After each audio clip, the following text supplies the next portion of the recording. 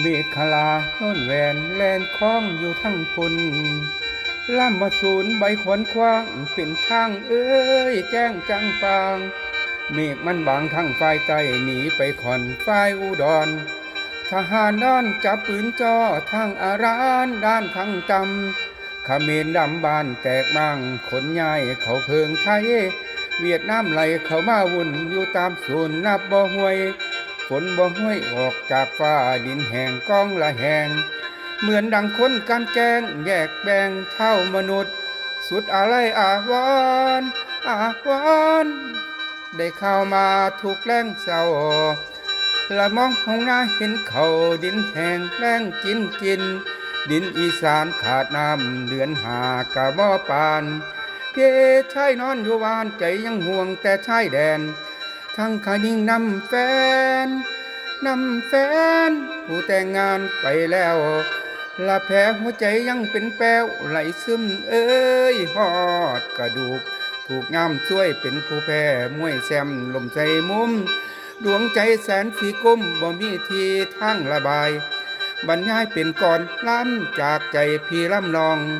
ขอฝากเสียงของอายจากใจจริงที่ลึกซึ้งฝากไปถึงคนหนึ่งผู้มีแฟนอยู่แล้วตนอายบ่เอ่ยน้ำบ่อาจคิดล่วงข้ามเขตข่ายประเภทเดเดือน6 ปีกายมามอมพานางได้ล่าอาย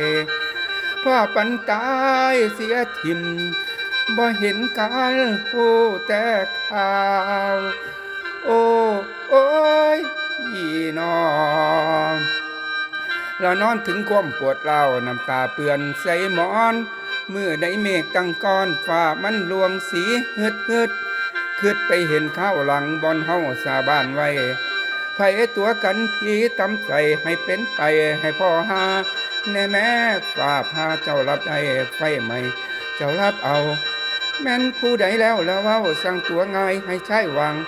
ตั้งสติเลื่อนล้างอ่อนเอ็นอยู่คือใบ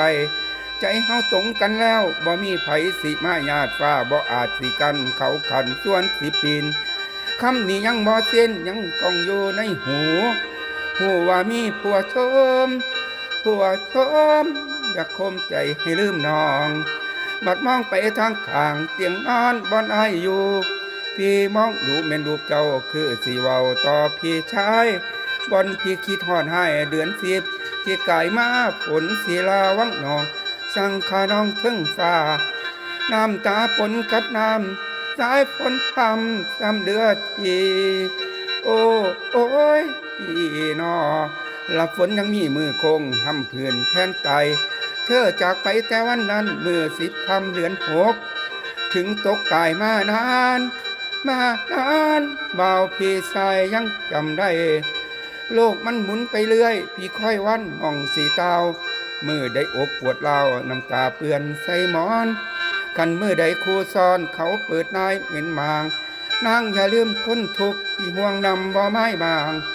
ว่องแขนชายของข้างประสงค์กลางพาเจ้าโย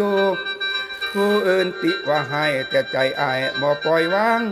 พี่ขอเป็นน้ำล้างบ่ให้มนหมอกสีล้างลาเทแนวมองบ่ให้งามคือเขา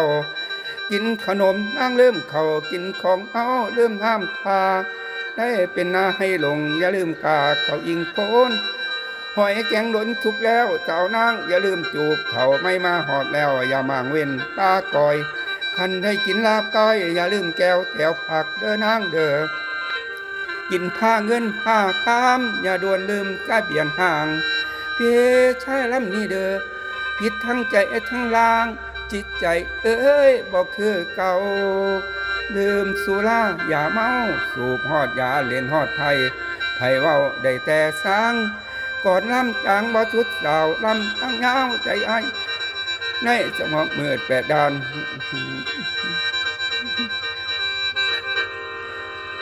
จำคำเดียวเป็นผู้แพ้โอ้ยมวยน้อย